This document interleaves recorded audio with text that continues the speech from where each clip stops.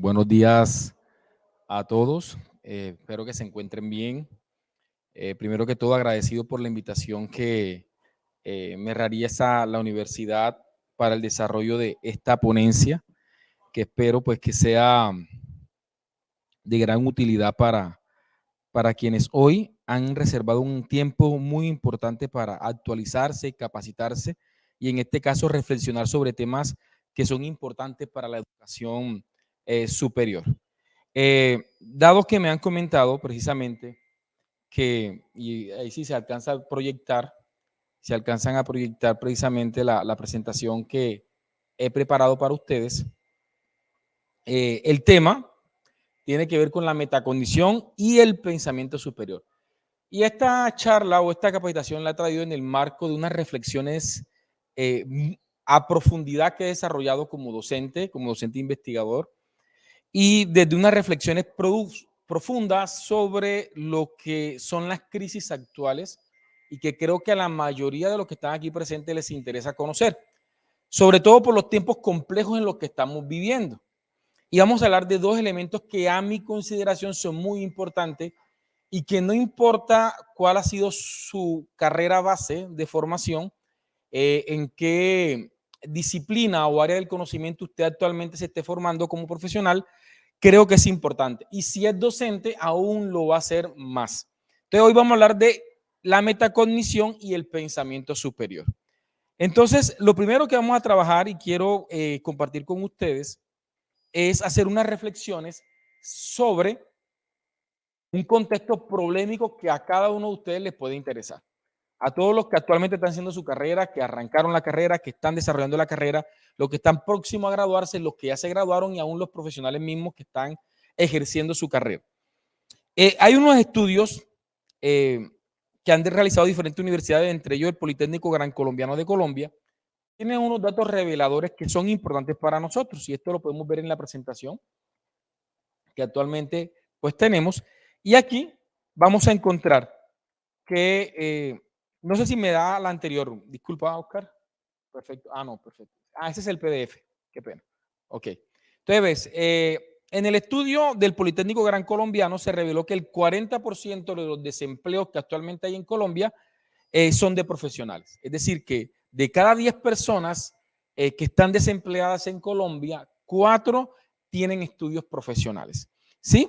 Y de estos nos indican precisamente que entre su nivel académico o su nivel intelectual es mayor, es decir, que tienen estudios de especialización, maestría y doctorado, están presentando últimamente más dificultades para obtener un trabajo nuevo, haciendo que las personas que obviamente optan por especializarse o por profundizar en su disciplina o su área de saber son personas que de alguna manera ya están ejerciendo en una línea, en una carrera administrativa, y obviamente el posgrado les sirve como elementos de ascenso. Pero el asunto, en la siguiente presentación vamos a ver que el asunto es una dinámica matemática muy simple de oferta y de demanda que genera obviamente una escasez y un déficit en lo que actualmente se está presentando. Entonces, vamos a reflexionar sobre este contexto polémico. ¿Por qué? Porque resulta que cada vez son más los profesionales frustrados que al terminar su carrera, al no encontrar desempleo, consideran que obviamente haber pasado por una plataforma de educación superior no le representó ninguna ventaja, ningún beneficio para su vida. Y en la matemática es muy sencilla. Por ejemplo, las investigaciones arrojan que aquí en Colombia hay 5.2 veces más demandas de empleo que ofertas laborales. Es decir, que por cada 5 profesionales que sacan la educación superior al año, hay una sola oferta laboral que está garantizando precisamente para ese número de profesionales que están saliendo, reconociendo que habrán áreas o disciplinas del saber donde esta relación puede ser mucho más amplia, donde la demanda de empleo es mucho mayor que el 5.2 que con respecto a las ofertas de trabajo.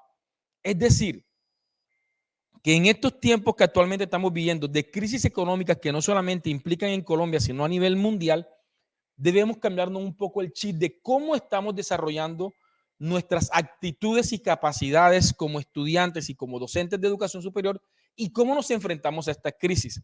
Ahora, para mí los datos numéricos y estadísticos, si bien es cierto, representan una preocupación, lo es más la actitud con la que tanto los estudiantes, docentes y el mismo sistema educativo está intentando, o más bien no está haciendo nada para afrontar esta crisis.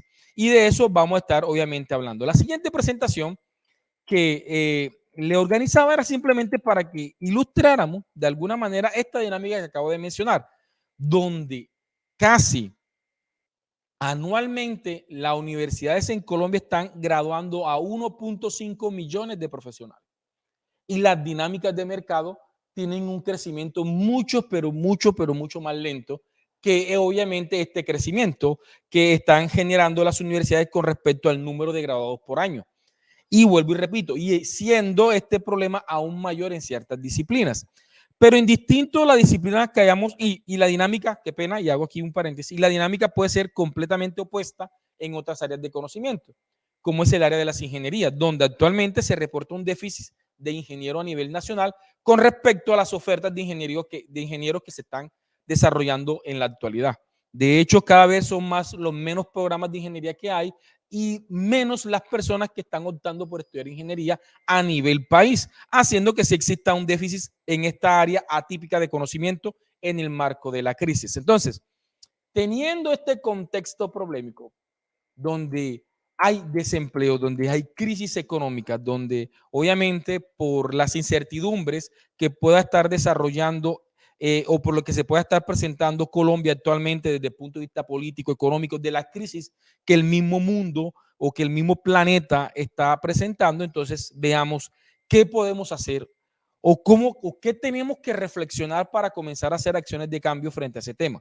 Entonces, vamos a comenzar, en la siguiente presentación vamos a hablar de un elemento que tiene que ver con algo que debemos que comenzar a resolver desde nuestra práctica formativa. Y son los espejismos del siglo XXI. ¿Sí? Y es que literalmente existen varias mentiras que de alguna manera hemos concebido como verdad y que han representado imaginarios sociales desde cómo recibimos y de cómo actuamos en nuestro marco formativo. Quiero mostrar la siguiente presentación donde van a estar viendo una publicación que hace parte del primer espejismo. Y aquí vamos a estar analizando precisamente, utilizando una técnica muy sencilla de análisis cualitativo, que es analizar un discurso. En una de las publicaciones de una de las influenciadoras más conocidas en Colombia, como es La Segura, donde ella argumenta que se había comprado una camioneta último modelo, entre los comentarios, yo soy una de las personas que amo mucho los comentarios, veo una publicación y si considero que esa publicación va a estar rica de comentarios, pues me voy a los comentarios y comienzo obviamente a ver la gente que opina con respecto a los comentarios. Y me encontré con esta publicación. Y este comentario que tenía esta publicación de este influencer es de una persona que responde a esta característica que estamos hablando. Esta persona respondió: definitivamente me da envidia. Soy profesional, lo que hemos estado conversando, con maestría. He trabajado durante 16 años para tener lo poquito que tengo y esta chica, a puntas de video en YouTube, tiene ya una camioneta que cuesta más que el apartamento en el que vivo. Definitivamente algo en el sistema falla. El mensaje que queda es que hoy en día para tener dinero no es necesario formarse profesionalmente, simplemente esperar a que una manada, ahí utilizan una palabra despectiva, me sigan en redes sociales y el dinero caerá del cielo. Este espejismo o este primer espejismo que vemos en nuestra formación, en nuestra actitud profesional, responde precisamente a esto. La crisis actual nos ha generado espejismo. Uno de ellos, el de los influenciadores, ¿cierto? Donde todo el mundo anhela o sueña ser influenciador porque consideramos que es una manera rápida de tener dinero, pero las estadísticas nos muestran lo contrario. Miren, de cada 100,000 personas que emprenden el mundo digital como influenciador, tan solo el 2% logra superar los 100,000 seguidores, llegando a un escaso 0.9% de aquellas personas que definitivamente entran de manera profesional o entran a las grandes ligas de los influenciadores, lo que hace que mucha gente obviamente quede en el camino completamente relegado. Y eso ocurre en cualquier tipo de profesión. Hay muchos futbolistas, pero son poquitos los que llegan a la grandes ligas, así en todas las diferentes áreas del saber. Ahora, ¿Qué me encuentro aquí en este discurso de la persona que comentó? Me encuentro con una persona profesional, con una persona altamente cualificada, pero proporcional a su alta cualificación, encontramos una persona que definitivamente, por alguna razón, tiene una alta frustración con el resultado que ha sido ese proceso, ese mismo proceso de formación. En la actualidad y en la siguiente presentación vamos a ver precisamente una de las premisas más grandes que como educador he podido tener actualmente. Y esa premisa tiene que ver con los espejismos que muchas veces generamos en educación. Illis, hace más de 40 años, dijo la siguiente expresión: al estudiante, en este caso el profesional que está en formación en la universidad, se le escolariza de tal modo que confunda enseñanza con saber. Promoción al siguiente nivel con educación, diploma con competencia y fluidez con capacidad para decir algo nuevo. Y hace parte de los espejismos que estamos hablando. No podemos confundir el tener un título profesional con ser un profesional en la medida de la palabra, en tener las competencias. Lastimosamente, el sistema educativo, al finalizar una carrera, tendremos el mismo título profesional. Tanto aquella persona que durante el proceso perdió 2, 3, 4 materias, repitió semestre, desertó, volvió a la universidad con muchas dificultades y se logró graduar en un promedio, digámoslo, que completamente a ras, como dicen los estudiantes, va a tener el mismo título y va a tener el mismo diploma que aquel estudiante que de pronto pudo haber sido excelente y pudo haber tenido un promedio completamente igual a los demás. Entonces no podemos confundir el tema de tener un diploma con ser realmente competentes en un mercado que cada vez es más agresivo y que cada vez va a ser más exigente y va a requerir competencias cada vez más nuevas para afrontar obviamente el nuevo siglo y lo que trae obviamente las nuevas dificultades. En la siguiente presentación precisamente traigo una pequeña ilustración donde les presento que no podemos confundir diploma con aprendizaje. Y resulta que en la actualidad se está generando precisamente eso. La actitud con la que el estudiante llega al aula de clase. Y muchas veces la actitud con la que el docente también llega al aula de clase. Porque llegamos con la actitud del cumplimiento. Y eso lo vamos a ver en la siguiente presentación, donde yo les expongo precisamente algo que se llama el fraude pedagógico. ¿Y qué es el fraude pedagógico?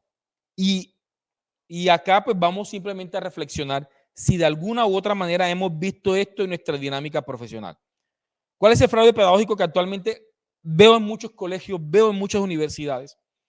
Y es que existen docentes que fingen enseñar con estudiantes que fingen aprender. Y creamos una especie de teatro donde venimos y cumplimos ese cumplimiento. Cumplo pero miento. Llegamos al aula de clase, pero no llegamos con una actitud de aprendizaje. La palabra estudiante se supone o presume que el estudiante tiene que tener dinámicas de aprendizaje fuera del aula, es decir, que estudia antes, que llega preparado al aula de clase, que lee, que documenta, que profundiza, y el diálogo de saber que exige el aula y no una jaula de clase es un diálogo de saber de un profesional que es experto, que puede compartir experiencias de vida y conocimientos adquiridos con estudiantes que también tienen conocimiento de base. De esta manera, este es uno de los espejismos que tenemos que comenzar a romper. ¿Cuál es la actitud con la que enseño? ¿Cuál es la actitud con la que aprendo?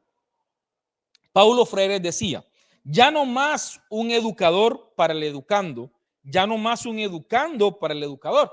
Paulo Freire decía, tenemos que ir al aula de clase con la actitud de, yo soy un educando, educador, y soy un educador educando. Tengo que ir con la actitud de crear conocimiento en el aula, de compartir en el aula, de que en el aula surjan elementos nuevos y ahora pues les daré herramientas para eso. Entonces la siguiente presentación tiene una pregunta muy particular y es ¿qué se hace en la universidad? Y la siguiente tiene una pregunta aún mayor, ¿qué es educación? Y sobre todo, ¿qué es educación superior? ¿A qué nos referimos con educación superior? ¿Y por qué en Colombia se llama educación superior? Resulta, mis estimados estudiantes, que en Colombia el sistema educativo está fundamentado en lo que nosotros en educación llamamos taxonomía.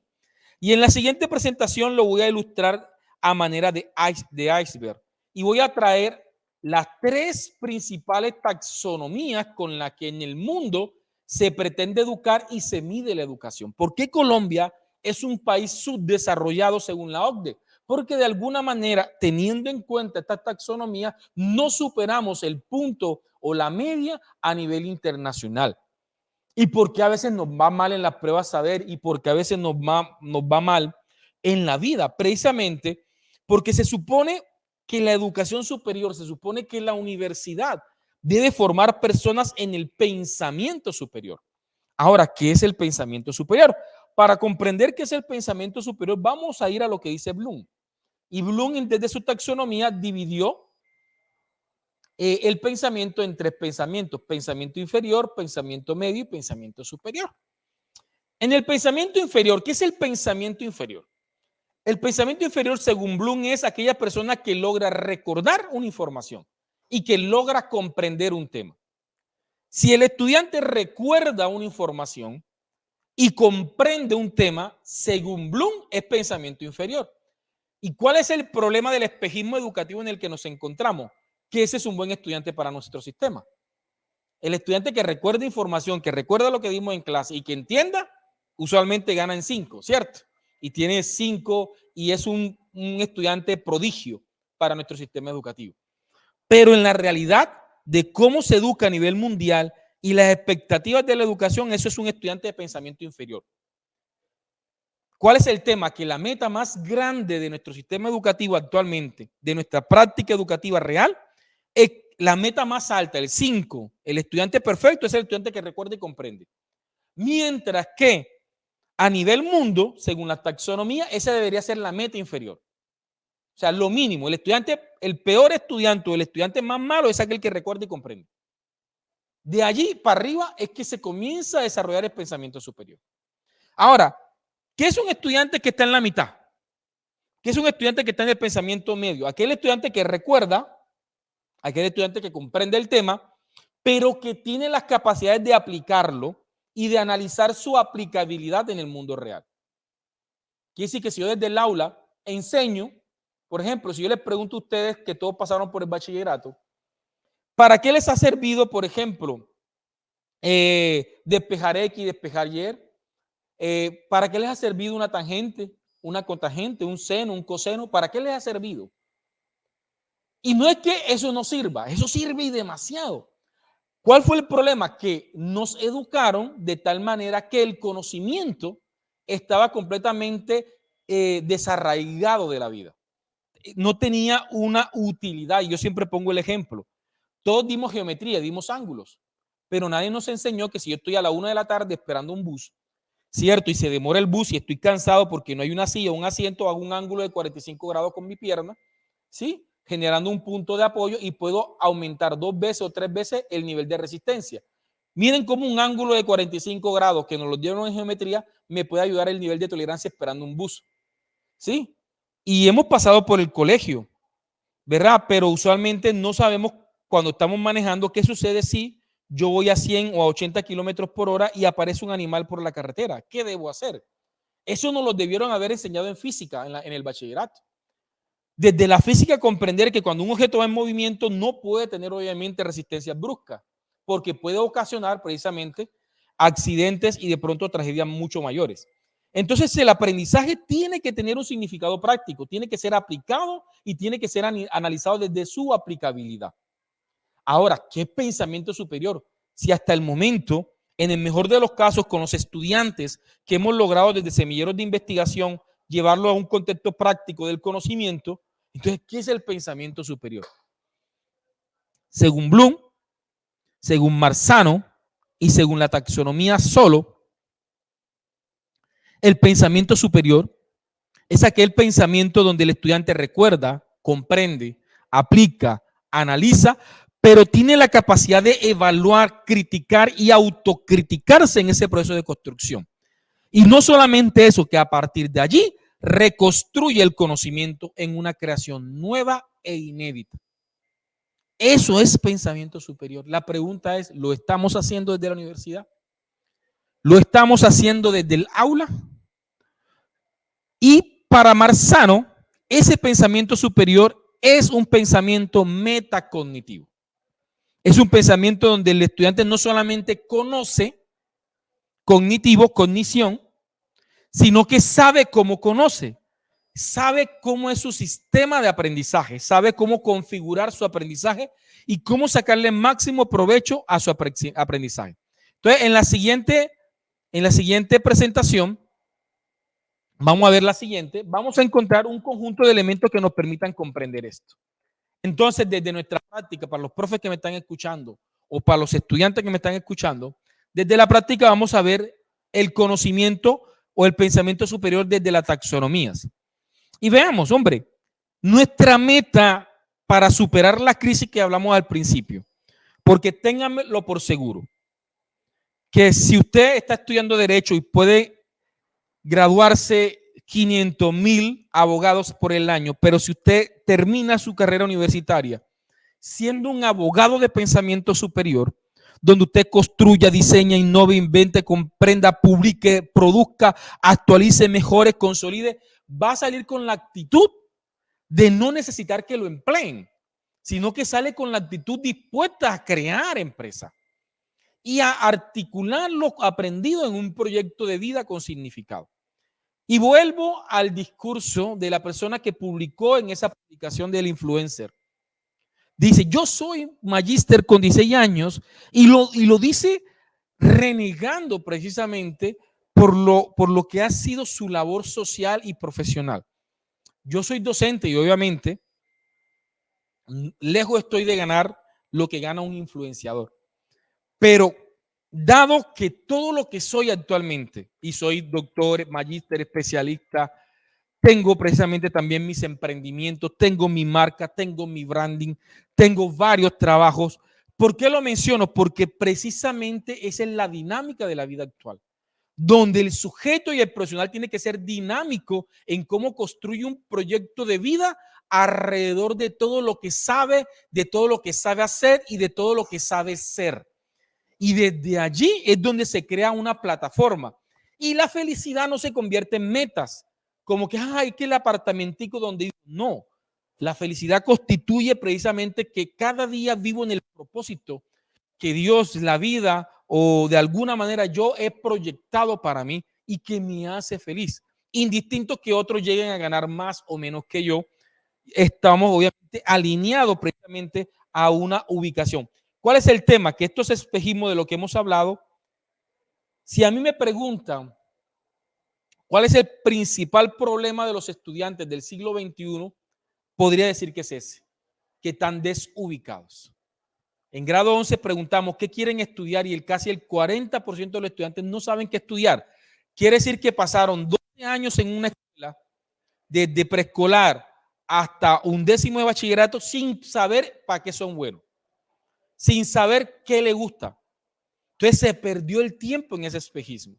Y muchas veces, miren, nosotros creamos en el 2019 un grupo, un movimiento de mujeres emprendedoras que en Instagram lo pueden encontrar como Club Me. Y hay una característica muy particular en este grupo, y es que la mayoría la constituyen mujeres que muchas de ellas tienen su carrera profesional, pero no la ejercen.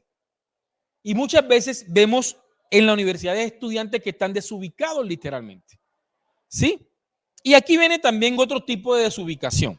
Y es que muchas veces me encuentro con personas y es que esto no es lo que yo quiero, pero ya van por sexto, cuarto, quinto, séptimo semestre. Y una de las frases que yo les digo es que en la vida hay dos tipos de personas. Están las personas que logran, por algunas circunstancias desde pequeños han cultivado un proyecto de vida y tienen unas circunstancias que favorecen ese proyecto de vida y logran hacer lo que aman. Pero la excelencia no se limita en hacer lo que amo, sino que muchas veces la excelencia también requiere que muchas veces amemos lo que hacemos. Hay gente que hace lo que ama, pero muchas otras personas les toca amar lo que hacen. Y desde ese amor, desde esa pasión, obviamente comienzan a crecer. Las siguientes presentaciones hablo de manera muy rápida en los desafíos de la educación. La siguiente ilustra precisamente algo, la anterior, lo que Paulo Freire llama la educación bancaria. Es decir, tenemos que romper eso de que en el aula de clase el docente va a vomitar información, a transferir información, y que el estudiante simplemente se limita a repetir y devolver en un examen escrito lo que aprendió. Esa es la primera cosa que tenemos que vencer o que superar en estos espejismos educativos que en este momento no nos permiten atender las crisis de las que hablamos al inicio. El aula de clase no se puede convertir en una jaula de información. Tiene que convertirse en una aula mente creativa, como dice González. Aula mente creativa. Tiene que ser un escenario donde hayan diálogos de saberes, donde el docente deje de tener una posición vertical con respecto a los estudiantes y se construyan mesas de conocimiento, donde se aprenda de verdad cosas que tienen que ver con la vida. Entonces, la siguiente presentación nos muestra que la educación superior no es transferir información, sino, como se indica en la siguiente, es de construir y reconstruir conocimiento. Y lo bueno, mis estimados, es que a la medida que trabajamos aprendizaje basado por proyectos, trabajamos aprendizaje basado por problemas, trabajamos técnicas activas de aprendizaje en el aula, donde trabajamos semilleros de investigación, donde trabajamos una cantidad de iniciativas que van más allá de impartir información. ¿Qué hacemos? Deconstruimos conocimiento, reconstruimos conocimiento y en ese camino y en esa dinámica nosotros mismos nos vamos reconfigurando. Tanto el docente como los estudiantes se van reconfigurando. Esa ha sido mi meta más grande como educador. Y no es fácil, se los voy a decir. Porque si bien es cierto, muchos estudiantes logran comprender esta nueva dinámica y se articulan eficientemente a ella, hay estudiantes que no logran.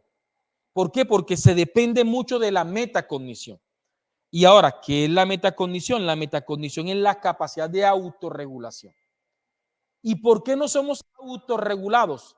No somos autorregulados en la actualidad porque existen muchos espejismos, como actualmente lo dijimos. Y uno de ellos son las redes sociales. No hemos vuelto unos consumidores intensos de contenido digital. Y yo les digo a mis estudiantes, hay dos tipos de personas. Los que consumen contenido digital y los que crean contenidos digitales. ¿Quiénes son ustedes? Porque los primeros hacen millonarios a los segundos, ¿cierto? Entonces ya deja de consumir redes sociales y comienza a utilizar las redes sociales para monetizar el contenido y la información. No tienes que tener el título de abogado para que ya tengas tu Instagram de derecho y tengas ya tu brochure y tengas tu branding donde estés compartiendo, donde estés haciendo publicaciones que cuando te quieras graduar ya tienes toda una comunidad dispuesta para ti. Y les voy a ser honesto, yo en mis redes sociales quizás llego a los 2.400 seguidores. Para muchos no sea casi muchos seguidores, pero el tema es el alcance orgánico que yo tengo con esos seguidores. El asunto es qué representan esos seguidores para todos mis proyectos y las demás cuentas que tengo asociadas, los proyectos que tengo asociados. ¿Sí? Y vamos a la siguiente presentación. Entonces la taxonomía de Bloom tiene que evolucionar. Miren, y se los digo ya desde la esfera de alguien que logró cursar, obviamente, un doctorado en educación. Y les puedo decir, la taxonomía de Bloom tiene que reconfigurarse. ¿Y por qué se tiene que reconfigurar? Porque ya hasta ella misma quedó escasa. Porque ya no es solamente ser creativos y no solamente ser críticos, sino ahora nos vamos al paradigma emergente, nos vamos al pensamiento complejo. Y desde la complejidad nos entendemos que tenemos que entretejer todo. Y todo tiene que estar asociado a un proyecto de vida. Quiere decir que si un estudiante llega a un escenario formativo sin proyecto de vida, ya literalmente ha perdido toda la capacidad de articular eso ¿a qué? A un saber útil. Entonces, ¿qué quieren ser en la vida? ¿Por qué están estudiando lo que están estudiando? ¿Cuáles son sus metas a corto, mediano, largo plazo? Si no logramos responder esas preguntas que deben de ser intrínsecas, lastimosamente no tenemos las bases para hacer los procesos formativos. Entonces, cuando yo tengo un proyecto de vida, entonces allí sí incorporo los conocimientos a ese proyecto de vida, incorporo las habilidades para ese proyecto de vida. Y acá, pues, la Universidad Remington tiene una plataforma y un equipo profesional muy amplio que sé que pueden brindar este tipo de iniciativas. Branding, ¿qué marcas hemos creado alrededor de ese proyecto de vida que incluye mi carrera profesional? ¿Cierto? qué tipo de mediaciones, es decir, cómo uso las redes sociales en el marco de ese proyecto de vida. ¿Cuál es mi actitud con respecto a ese proyecto de vida? Y ahora y los invito para el encuentro departamental de semilleros de investigación de este año. En ese lugar voy a tener la oportunidad de dar una conferencia sobre el tema de las narrativas transmedia en la construcción de conocimiento. ¿Y por qué es importante la transmedia en todo este tema? Porque hacemos una tesis simplemente como un cumplimiento. Creamos un proyecto para que se vuelva un documento archivado en una universidad. Pero cuando yo construyo una tesis, un proyecto de investigación y yo a ese proyecto le saco un libro, le saco un artículo, le saco tantas ponencias, le saco una marca, logro construir redes sociales alrededor de ese proyecto y comienzo a crear una narrativa transmedia, una narrativa que coja un producto de conocimiento y lo explote a un punto tal donde definitivamente todo lo que yo haga contribuya a mi proyecto de vida. Para los que me están escuchando y que espero haber tenido la bendición de Dios de tener la gracia de que ustedes me puedan entender el día de hoy o de haberme hecho entender. Esto es SOS. Si usted está en la universidad sentado, recibiendo información, anhelando sacar una buena nota, usted literalmente está perdiendo gran parte de su valioso tiempo.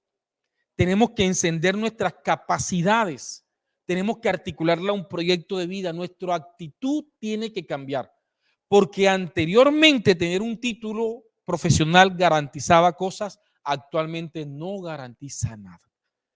Ahora, debemos estudiar, claro, y si lo dice alguien que ha estudiado y se ha capacitado. Tenemos que tener títulos, claro que tenemos que tener títulos. Lo único que estoy diciendo es que ese título no puede estar desarraigado de un proyecto de vida, de una actitud correcta, de unos conocimientos correctos, de unas habilidades correctas, de las marcas propicias que ustedes debieran haber construido, de las mediaciones tecnológicas actuales. Ahora con las inteligencias artificiales los estudiantes están felices porque ni trabajo tienen que hacer. Pero si no logramos vencer las tecnologías y articular a nuestro proyecto, ya perdimos. De hecho, aún para los que están en las carreras de entretenimiento para adultos, aún en esas personas que ya la inteligencia artificial se convirtió en una amenaza. Porque ya hasta la inteligencia artificial ha creado perfiles de modelos o perfectos para plataformas de entretenimiento para adultos. Quiere decir que lo que puede ser ahora un aliado que haga el trabajo por mí y que me imposibilite crear competencia va a ser mi principal enemigo cuando me gradúe. Porque una inteligencia artificial podrá hacer mejor lo que yo hago. Ah, pues si ella estudió por mí. Si ella hizo todo por mí, entonces precisamente nosotros nos vamos a ir subutilizando. Y recordemos que estamos en la cuarta, a víspera de entrar a la quinta revolución industrial, y eso es otro tema de interés para la educación superior. Entonces, no siendo más, voy a mostrarles aquí en la diapositiva. Damos el siguiente para no ampliar más. Siguiente. Aquí. Para los profes que me están escuchando y que de pronto pueden capturar esta presentación, esto es una propuesta de articulación microcurricular fundamentada en el pensamiento superior y en el aprendizaje basado por proyectos. Aquí, mis estimados docentes y estudiantes, les muestro cómo trabajo desde los diferentes módulos que trabajo. Yo tengo 4 módulos en la universidad y hago una articulación microcurricular de tal manera que progresivamente se puedan construir proyectos y se puedan construir proyectos de vida en el marco de esos módulos que se desarrollan.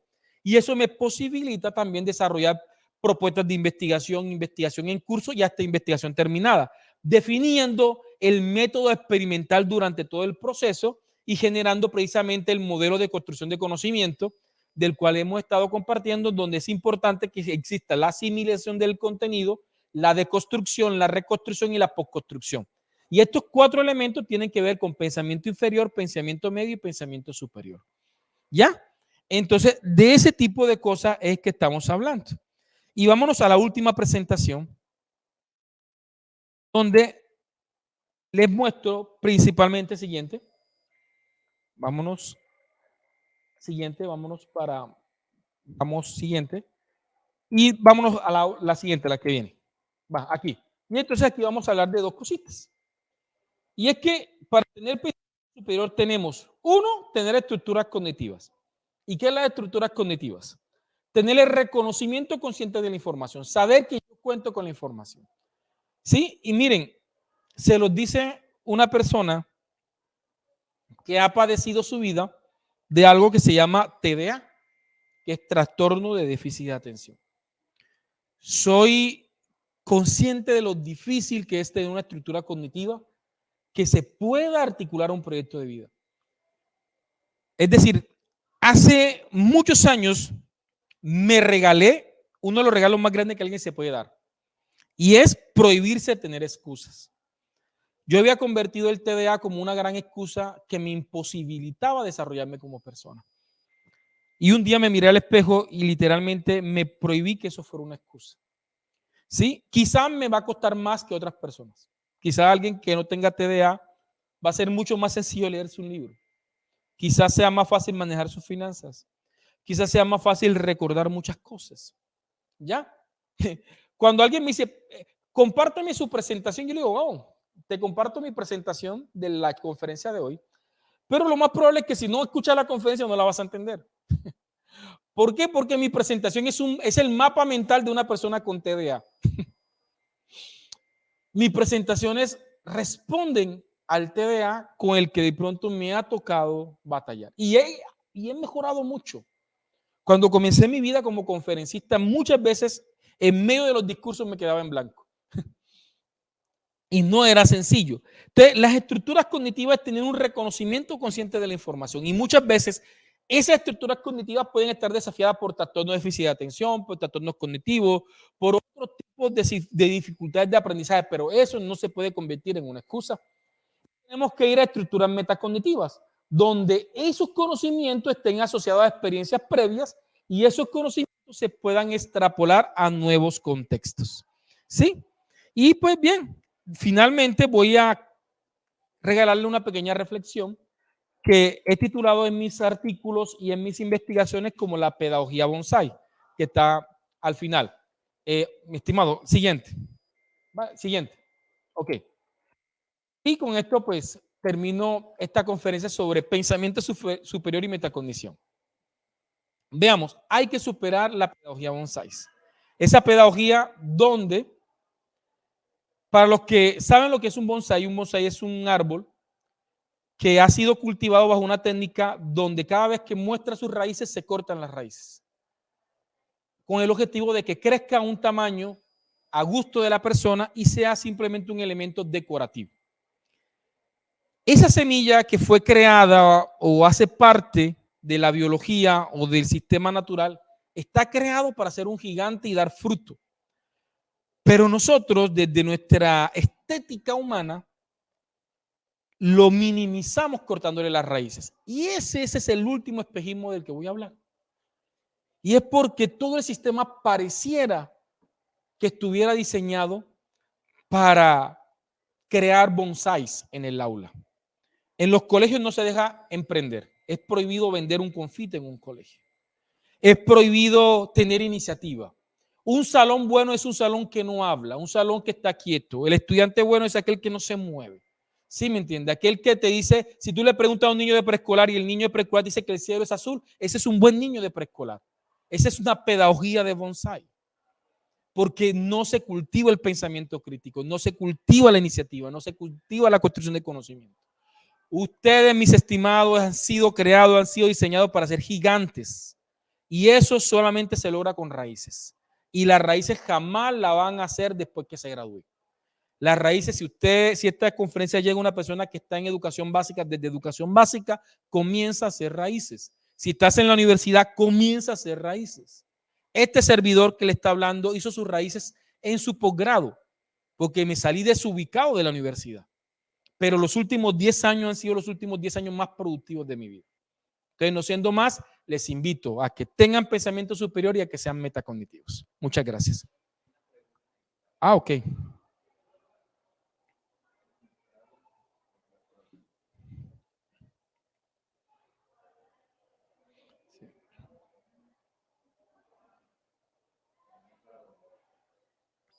Okay. ¿Será que el problema radica en que tenemos un sistema educativo del siglo XIX, docente del siglo XX? Sí, a eso le llamamos el sándwich educativo. Tenemos un sistema educativo del siglo XIX completamente de acuerdo, docente del siglo XX y alumno del siglo XXI. Pero eso es una de las causas, no son todas las causas, pero sí. Tenemos, para los que les gusta esto, yo les sugiero que lean a Edgar Morin.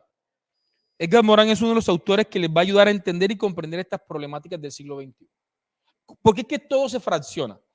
¿Qué hacen hablemos de la crítica del siglo XIX, del sistema educativo, porque todo se fracciona. ¿Sí? Cuando yo estaba en el bachillerato teníamos 6 materias. De hecho, uno compraba un 6 materias y le alcanzaba para todo. Ahora los pelados tienen 12 materias. Y anteriormente era español, ahora tienen español, comprensión lectora. O sea, de una área de disciplina, la solución del ser humano es fraccionar. Y cada vez que fracciona, pierden la capacidad de articulación.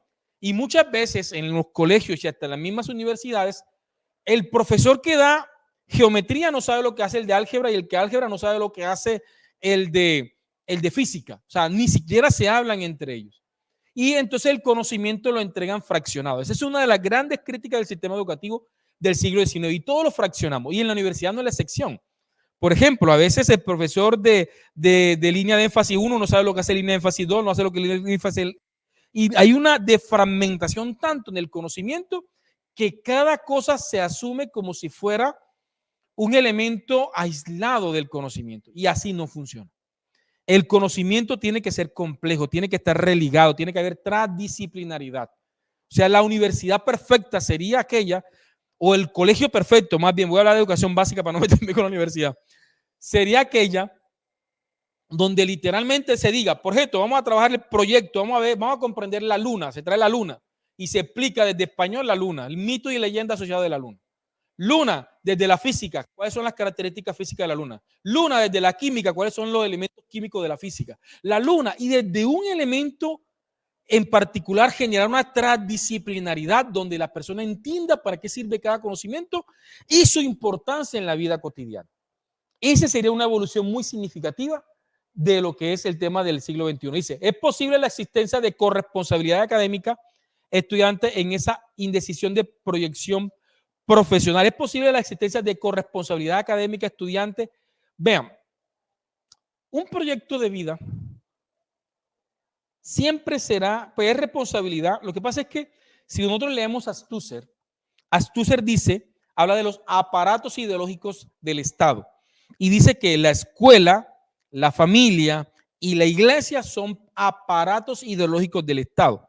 Y lastimosamente el Estado, queramos o no, y no me hablo del gobierno que actualmente estoy hablando del Estado en el sentido amplio, ¿sí? De alguna manera forma bajo unos intereses. Y muchas veces esos intereses son laborales, son técnicos. Y los proyectos de vida van hacia un interés personal. Entonces, digamos que la universidad está cumpliendo su función de formar según la estandarización que el sistema le exige, lo que ocasiona los procesos de emancipación. ¿Y qué son los procesos de emancipación? Paulo Freire, en el libro La pedagogía del oprimido, habla de la importancia de la liberación educativa. Y esa liberación educativa es corresponsable. Es decir, si el docente es un opresor en el aula de clase, precisamente liberando el opresor se pueden liberar a los oprimidos, que son los estudiantes. Pero llegar a un punto de la vida donde el proyecto de vida es sálvese quien pueda. Es decir, es responsabilidad de cada individuo. ¿Cierto? Porque llegará un momento en el que yo no le puedo echarle la excusa ni al sistema educativo, ni a mi familia, ¿cierto? Porque hay una frase que dice que si yo nací pobre, lo más probable es que sea culpa de mis padres, pero si muero pobre, ya es culpa mía, ¿verdad? Porque ¿qué pasó durante esa experiencia que llamamos vida? Entonces llegará un punto en el que es responsabilidad personal. Dice, de gran importancia su participación, toca implementar tanto docente como alumno. Claro, sí, hay que generar toda una movilidad y unas reflexiones, pero este discurso es irrisorio, simplemente busca generar perturbaciones, pero si mañana ni siquiera leemos sobre estos temas, si ni siquiera profundizamos qué es pensamiento superior, cómo tener pensamiento superior, si hoy ustedes no terminan esta conferencia, no googlean cómo ser metacognitivo, esta conferencia no sirvió de mucho. ¿Vale? Ok. Entonces, muchas gracias y espero que haya sido de su agrado.